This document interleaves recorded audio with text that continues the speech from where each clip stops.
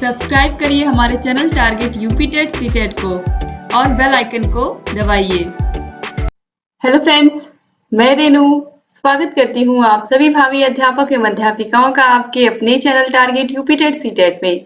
दोस्तों, हम लोग जो आपका फर्स्ट पेपर है वर्तमान भारतीय समाज एवं प्रारंभिक शिक्षा, इसके अंतर्गत जो आपका फर्स्ट चैप्टर है उसके सभी बहुविकल्पी क्वेश्चंस को हमने पढ़ लिया था और आप लोगों ने बहुत ही अच्छे से सभी क्वेश्चंस के आंसर भी दिए और बहुत सारे प्रशिक्षुओं के काफी क्वेश्चन सही थे। तो दोस्तों, आज इसी चैप्टर का हम अतिलघु उत्तरीय क्वेश्चन भी सॉल्व करेंगे और उम्मीद करती हूँ कि जिस तरीके से आपने बहुविकल्पी क्वेश्चंस को अच्छे से सॉल्व किया था, वैसे ही आप अतिलघु उत्तरीय क्वेश्चंस को भी अच्छे से समझते हुए चलेंगे। और जितने भी क्वेश्चन आपको पहले से आ रहे थे, आप लोग प्लीज कमेंट बॉक्स में कमेंट करके बताना मत भूलिएगा दोस्तों, क्योंकि आप लोगों के जब कमेंट्स आते हैं तब हमें ये पता चलता है कि कितने प्रशिक्षु ध्यान से पढ़ रहे हैं और कितने लोग अपनी स्टडी को लेकर के सीरियस हैं। तो बहुत जरूरी है आप लोग के कमेंट्स और आप लोग के लाइक्स। तो दोस्तों चलिए स्टार्ट करते हैं अतिलघु उत्तरीय क्वेश्चंस में। क्वेश्चन नंबर 24, इसी यहीं से दोस्तों क्वेश्चन नंबर 24 से ही अतिलघु उत्तरीय क्वेश्चन स्टार्ट है। इससे पहले लघु उत्तरीय क्वेश्चंस हैं। तो चलिए हम स्टार्ट करते हैं। अनौपचारिक शिक्षा के उद्देश्य लिखिए। दोस्तों, मैंने आपको बताया है कि जो शिक्षा होती है वो 3 प्रकार से दी जाती है। पहली होती है औपचारिक, दूसरी होती है अनौपचारिक और तीसरी होती है दूरस्थ शिक्षा। तो अनौपचारिक और औपचारिक, औपचारिक का मतलब होता है जब आप औपचारिक रूप से पढ़ाई स्टार्ट करते हो। तो बच्चा स्कूल में कब जाता है? जब वो 5 साल का या 6 साल का होता है, तब वो स्कूल में जब जाता है तो उसकी औपचारिक शिक्षा स्टार्ट होती है। और उससे पहले जो घर पे सीखता है, अपने आसपास के अपने पड़ोस के लोगों से सीखता है, वो क्या होती है? वो होती है अनौपचारिक शिक्षा। अनौपचारिक शिक्षा कहीं भी बच्चा कभी भी सीख सकता है, स्कूल को छोड़ करके वो जहां से भी शिक्षा ग्रहण करता है वो होती है अनौपचारिक शिक्षा। तो यहाँ पर देखिए, अनौपचारिक शिक्षा के उद्देश्य क्या है?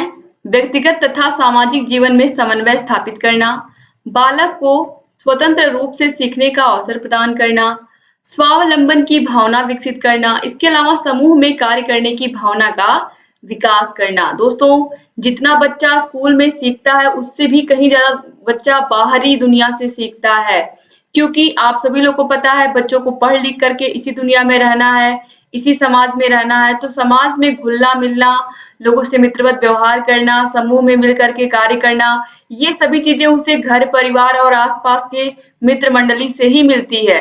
तो कहीं ना कहीं जो अनौपचारिक शिक्षा होती है उसका जीवन में महत्वपूर्ण स्थान होता है। और दोस्तों, मैंने आपको बताया कि औपचारिक शिक्षा, अनौपचारिक शिक्षा और तीसरी है दूरस्थ शिक्षा। 3 प्रकार की शिक्षा होती है। जो दूरस्थ शिक्षा है या फिर जिसको हम पत्राचार माध्यम से शिक्षा भी कहते हैं, मुक्त विश्वविद्यालय के द्वारा शिक्षा भी कहते हैं। तो यहाँ पर क्वेश्चन नंबर 25 यही है। देखिए, दूरस्थ शिक्षा की कोई 2 विशेषताएं लिखिए। दोस्तों, मैंने आपको बताया था कि ऐसे लोग या ऐसे बच्चे, ऐसे स्टूडेंट जिनको पढ़ने का समय नहीं होता है, जो जॉब करते हैं और वो सोचते हैं कि उनकी पढ़ाई भी कंटिन्यू चलती रहे, तो ऐसे लोगों के लिए दूरस्थ शिक्षा के माध्यम से पढ़ाई करने की व्यवस्था की गई है। तो देखिए, यह शिक्षा जो होती है वो स्थान, काल आदि से संबंधित नहीं है। इस शिक्षा में शिक्षार्थी अपनी गति व सुविधा के अनुसार ज्ञानार्जन करता है, यानी कि आपको आपकी सुविधाओं का पूरा यहाँ पर ख्याल रखा जाता है और यहाँ पर किसी स्थान या काल का कोई विशेष महत्व नहीं होता है। आपको अपने एग्जाम देने होते हैं, आपके पास नहीं टाइम है क्लासेस अटेंड करने का, कोई बात नहीं। तो इस तरीके से दूरस्थ शिक्षा होती है, जिसको हम डिस्टेंस लर्निंग भी बोलते हैं। तो ये शिक्षा इस तरीके से होती है।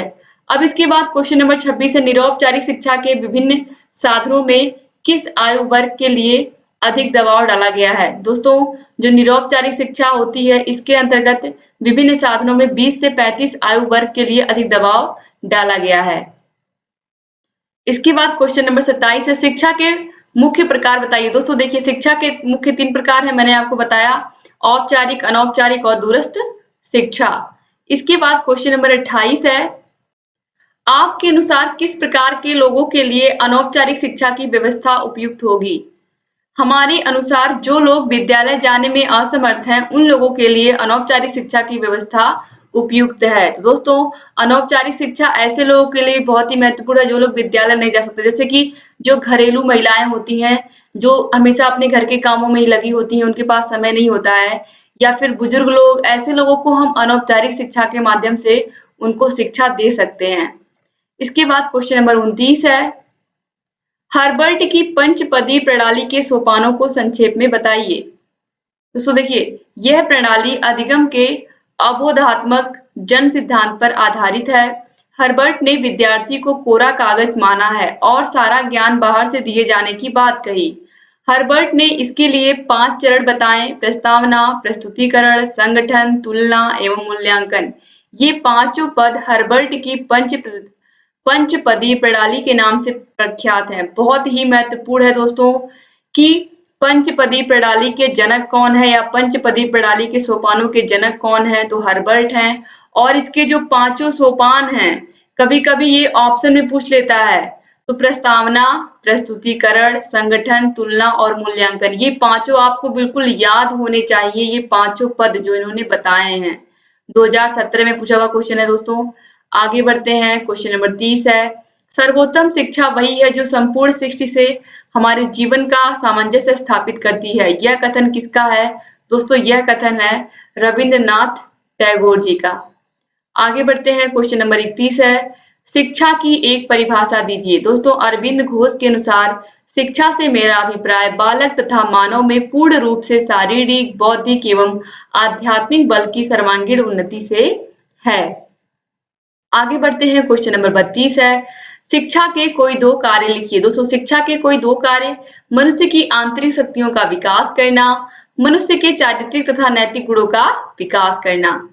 इसके बाद और आगे हम बढ़ते हैं, क्वेश्चन नंबर 33 है, शिक्षा के सामाजिक उद्देश्य से आप क्या समझते हैं? दोस्तों शिक्षा के सामाजिक उद्देश्य से तात्पर्य एक आदर्श जनतंत्र से है, जिसमें सभी व्यक्तियों को एक सुखी, संपन्न एवं समृद्धशाली जीवन व्यतीत करने के समान अवसर प्राप्त होते हैं।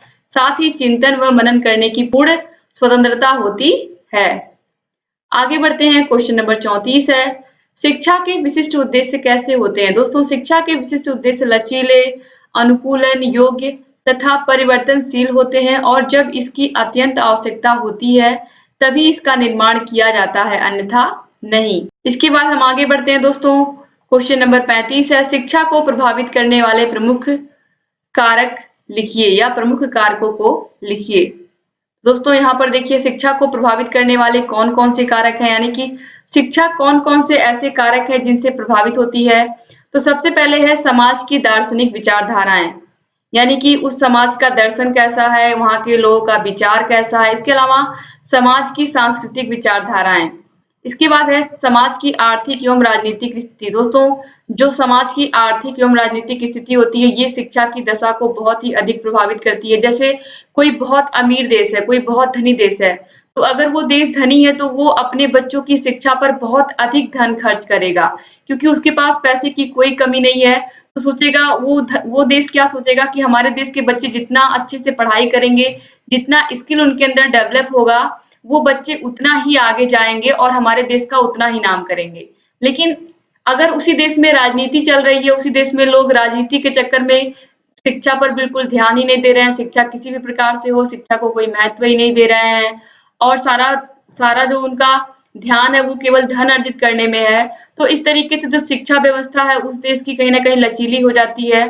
और इससे नुकसान किसका होता है? इससे नुकसान होता है उस देश की जनसंख्या, उस देश के नागरिकों का, और उस देश की क्या होती है? हानि होती है, क्योंकि वो देश तरक्की नहीं कर पाता जितना उसको करना चाहिए। तो इसलिए हर देश को अपने देश की शिक्षा व्यवस्था पर, और हर एक देश के शासन को, हर एक देश की सरकार को उसकी शिक्षा व्यवस्था पर बहुत ही अच्छे से अधिक धन खर्च करना चाहिए, और उसको एक सुव्यवस्थित तरीके से खर्च करना चाहिए, ताकि अच्छे से बच्चों को शिक्षा मिल सके और वो देश क्या हो, वो देश बहुत ही आगे जा सके। इसके बाद सामाजिक मूल्य एवं परंपराएं, तो ये भी शिक्षा को प्रभावित करती हैं, सामाजिक मूल्य एवं परंपराएं भी, क्योंकि समाज में अलग अलग तरीके के मूल्य होते हैं और परंपराएं भी बहुत सारी होती हैं, तो कहीं ना कहीं ये सभी हमारी शिक्षा को प्रभावित करती हैं। और दोस्तों उम्मीद करती हूँ कि जितने क्वेश्चन यहाँ पर आज आपने पढ़े, सभी अतिलघु उत्तरीय क्वेश्चन आपको समझ में आए होंगे और आपने अच्छे से इनके सभी के आंसर दिए होंगे। जितने भी क्वेश्चन आपको पहले से आ रहे थे, आप कमेंट बॉक्स में कमेंट करके बताना मत भूलिएगा दोस्तों। और उम्मीद करती हूँ कि अतिलघु उत्तरीय क्वेश्चंस आपको समझ में आए होंगे। वीडियो कैसा लगा आप लोग प्लीज अधिक से अधिक लोग कमेंट बॉक्स में कमेंट करके मुझे बताइएगा। इसके अलावा अगर आपने अभी तक हमारे चैनल को सब्सक्राइब नहीं किया तो दोस्तों प्लीज तुरंत सब्सक्राइब करिए और बेल आइकन बना होगा उसको जरूर दबा दीजिएगा, क्योंकि अगर आप बेल आइकन को नहीं दबाएंगे तो किसी भी वीडियो की नोटिफिकेशन नहीं पहुंच पाएगी और आप वीडियो मिस कर जाएंगे।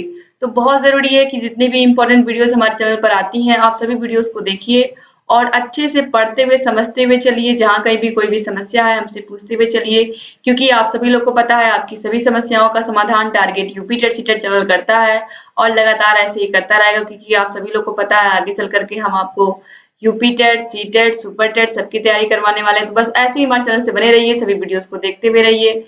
एक बार फिर से दोस्तों आप सभी का बहुत-बहुत धन्यवाद। मिलते हैं नेक्स्ट वीडियो में, तब तक अपना ख्याल रखिएगा, अपने परिवार का ख्याल रखिएगा। जय हिंद दोस्तों।